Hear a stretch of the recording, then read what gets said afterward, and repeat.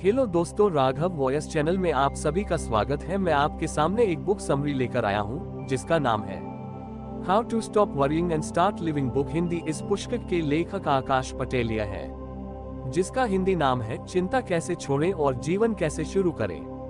ये book summary उन लोगों के लिए है जो अपना काम छोड़कर केवल उस काम के बारे में सोचते रहते हैं, या जो भविष्य के बारे में चिंता करते रहते हैं, या जो चिंता के कारण जानना चाहते हैं। तो आपने सही बुक समरी खोजी है।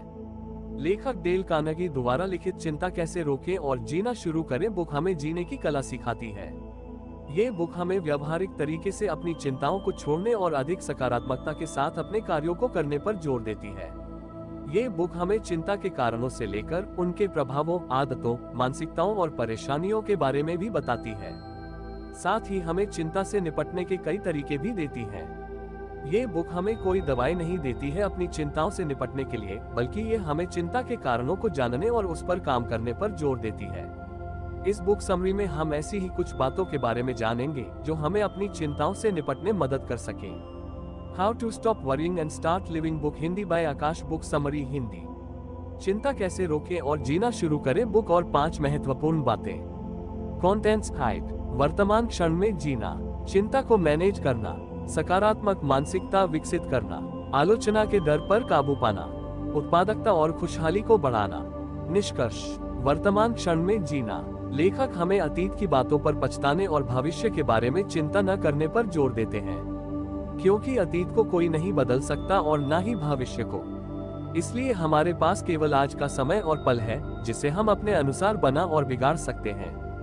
जो हमारे बस में नहीं है उस पर पछताने और चिंता करने से जो हमारे बस में है उसे भी नष्ट कर लेते हैं। मानव स्वभाव के बारे में सबसे दुखद चीजों में से एक ये है कि हम सभी आज को जीना छोड़ देते हैं।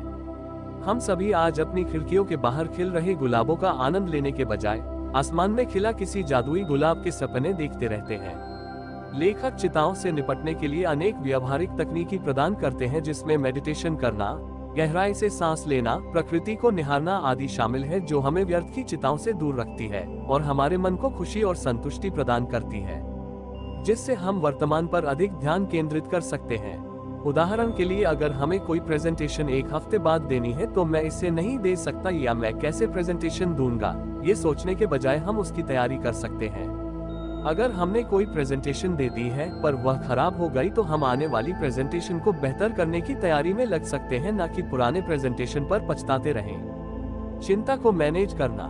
लेखक हमें बताते हैं कि चिंता हमारे मानव स्वभाव का एक स्वाभाविक हिस्सा है, जो हमें बताती है कि कुछ काम करना है या कुछ काम गलत हुआ है। लेकिन इस पर अधिक जोर देने से हम अपने कार्यों के प्रति ज्यादा नकारात्मक भावनाएं पैदा कर सकते हैं। इसीलिए चिंता को मैनेज करना जरूरी हो जाता है। निष्क्रियता संदेह और भय को जन्म देती है। कार्य आत्मविश्वास और साहस को जन्म देता है। यदि हम डर पर सफलता पाना चाहते हैं तो घर बैठकर इसके बारे में न सोचें, बाहर निकलिए और व्यस्त हो जाइए।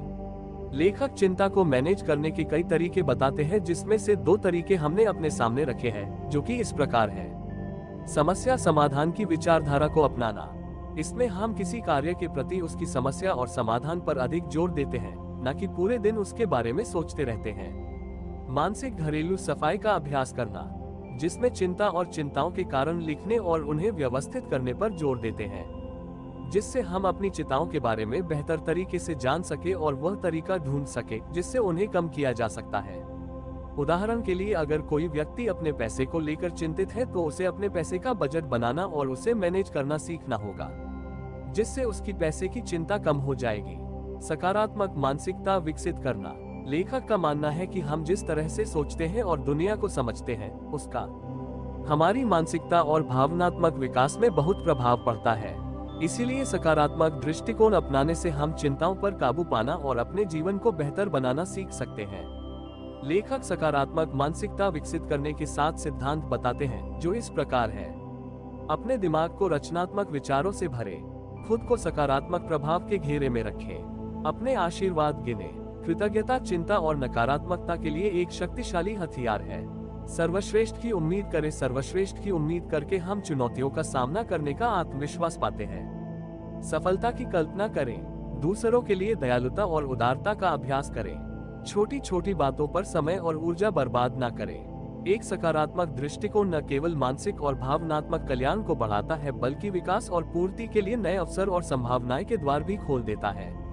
उदाहरण के लिए हमें अपनी असफलताओं पर ध्यान केंद्रित करने के बजाय अपनी ताकतों और पिछली सफलताओं पर ध्यान केंद्रित करना चाहिए, जिससे हम कर सकते हैं कि भावना प्राप्त हो और हम सफलता की ओर आगे बढ़ते रहें। आलोचना के डर पर काबू पाना। आलोचना का डर कई व्यक्तियों के लिए चिंता और बेचैनी का एक सामान्य स्रोत है, क्योंकि सामने वाला भी नहीं जानता कि जो बात वह कह रहा है उसे हम आलोचना के रूप में देखेंगे या एक अवसर के रूप में। लेखक आलोचना के डर पर काबू पाने के लिए 4 रणनीतियां बताते हैं, जो इस प्रकार हैं। आत्मविश्वास और लचीलापन पैदा करना। हम सभी जानते हैं कि हमारे अंदर कुछ कमजोरियां और कुछ ताकतें होती है। लेखक हमें अपनी कमजोरियों पर काम करने और अपनी ताकतों के बारे में और अधिक जानने पर जोर देते हैं। विकास की मानसिकता अपनाना। लेखक इस बात पर जोर देते हैं कि हम आलोचना को हमले की जगह सीखने के अवसर के रूप में भी देख सकते हैं, क्योंकि ऐसे बहुत कम लोग मिलते हैं जो आपके अंदर कमियां दिखाने का साहस रखते हैं। आलोचनाओं पर ध्यान न देना। हर आलोचना पर ध्यान देना जरूरी नहीं होता, इसलिए हमें इन्हें इग्नोर करना भी आना चाहिए, जिससे जब हमारी कोई आलोचना करता है तो हम उस पर क्रोधित न हो और अपने काम पर ध्यान देते हैं। आलोचना के कारण पर ध्यान दें। आलोचना का कारण हमें बेहतर बनने में मदद करता है, लेकिन कभी कभी सामने वाले व्यक्ति का व्यक्तित्व ही आलोचक होता है, जिसके कारण वह हमारी आलोचना कर रहा होता है। उदाहरण के लिए, यदि हम कोई रचनात्मक काम करते हैं और उसमें गलतियां निकलती है, तब कोई दूसरा हमारी आलोचना करता है, तब हमें उस व्यक्ति पर हमला करने के बजाय उस आलोचना से सीख सकते हैं और आगे बढ़ सकते हैं।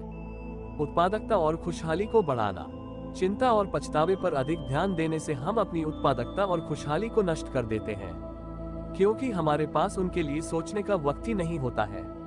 लेखक अपने नजरिए को बदलने पर अधिक जोर देते हैं। याद रखें, आज वह कल है जिसकी हमें कल चिंता थी। उत्पादकता और खुशहाली बढ़ाने के लेखक ने 3 सिद्धांत बताए हैं, जो इस प्रकार हैं। अपने समय को मैनेज करना। लेखक इस बात पर जोर देते हैं कि अपने कामों को व्यवस्थित करके उन्हें एक एक कर समय देते रहें ताकि वह पूरे हो सके, जिससे हमारी सफलता की उम्मीदें बढ़ जाती है और हमें अधिक चिंता और पछताने की आवश्यकता भी नहीं होती है। खुद के प्रति सचेत रहना। लेखक हमें शारीरिक और मानसिक स्वास्थ्य को बढ़ावा देने वाली गतिविधियों को प्राथमिकता देने पर जोर देते हैं, जिसमें नियमित व्यायाम करना, पर्याप्त नींद लेना और ध्यान या गहरी सांस लेना जैसी क्रियाएं शामिल है। सकारात्मक आदतें और दिनचर्या विकसित करना। लेखक अपनी उत्पादकता बढ़ाने के लिए दैनिक दिनचर्या और आदतों का सहारा लेने पर जोर देते हैं, जिससे हम स्वस्थ आदतें और दिनचर्या बनाकर जीवन के सभी क्षेत्रों में आगे बढ़ सकते हैं। निष्कर्ष। इस बुक समरी में हमने 5 महत्वपूर्ण बातें सीखी, जो इस प्रकार है। पहली, चिंताओं से निपटने के लिए हमें वर्तमान क्षण में जीना सीखना होगा। दूसरी, किसी काम के प्रति चिंता होना स्वाभाविक है, लेकिन अधिक इस पर ध्यान देने से उस काम की ऊर्जा को नष्ट कर सकती है। तीसरी, सकारात्मक मानसिकता विकसित करने से हम अपने काम पर अधिक ध्यान देते हैं, न कि चिंताओं पर। चौथी, आलोचना का डर हमारे भविष्य को नष्ट भी कर सकता है और बना भी सकता है। और पांचवी, उत्पादकता और खुशहाली बढ़ाने के लिए हमें अपने घर से बाहर निकलना होगा और अपने कामों में व्यस्त हो जाना होगा। तो दोस्तों, ये बुक समरी आपको कैसी लगी हमें कमेंट में कमेंट करके जरूर बताएं। धन्यवाद। आपका दिन शुभ और मंगलमय हो।